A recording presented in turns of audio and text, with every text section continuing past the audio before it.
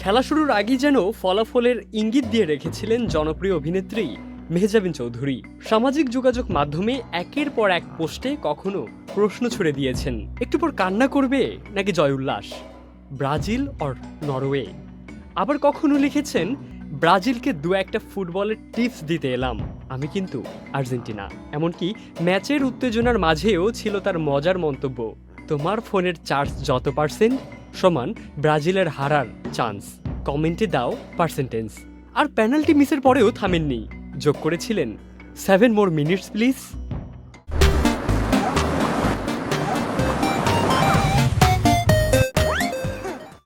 ম্যাচের প্রতিটি মুহূর্ত যেন নিজের মতো করে উপভোগ করেছেন মেহজাবিন।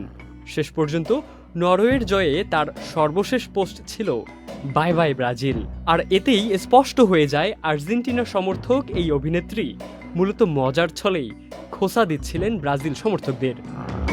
তবে খোঁচার আড়ালেও ছিল ফুটবলের প্রতি তার নিখাত ভালোবাসা। যুক্তরাষ্ট্রের নিউ জার্সির মেটলাইফ স্টেডিয়ামে বসে সরাসরি বিশ্বকাপের ম্যাচ দেখা ছিল তার বহুদিনের স্বপ্ন। সেই স্বপ্ন পূরণ হওয়ায় আনন্দও ভাগ করে নিয়েছেন ভক্তদের সঙ্গে।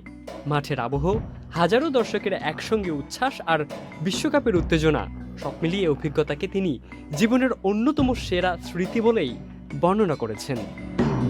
মেহজাবিনের মতে ব্রাজিল শক্তিশালী দল হলেও নরওয়েকে হালকাভাবে নেওয়ার সুযোগ ছিল না। নেইমারের প্রতি তার আলাদা সম্মান থাকলেও বর্তমানে আর্লিং হল্যান্ডের খেলারও ভক্ত তিনি।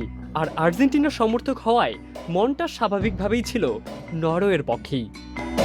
অন্যদিকে এই হারের মধ্য দিয়ে হয়তো বিশ্বকাপে জাতীয় দলের জার্সিতে নিজের শেষ অধ্যায়ও লিখে ফেলেছেন নেইমার জুনিয়র। তার বিদায়ের সম্ভাবনার সঙ্গে সামাজিক যোগাযোগ মাধ্যমেও আবেগঘন প্রতিক্রিয়া জানাচ্ছেন অসংখ্য ব্রাজিল সমর্থক। অনেকেই বলছেন, নেইমারের সঙ্গে তাদেরও যেন শেষ হয়ে গেল ব্রাজিলকে ঘিরে এক সোনালী অধ্যায়ের গল্প। ইবনে সাইদ, অঙ্কুর, চ্যানেল আই।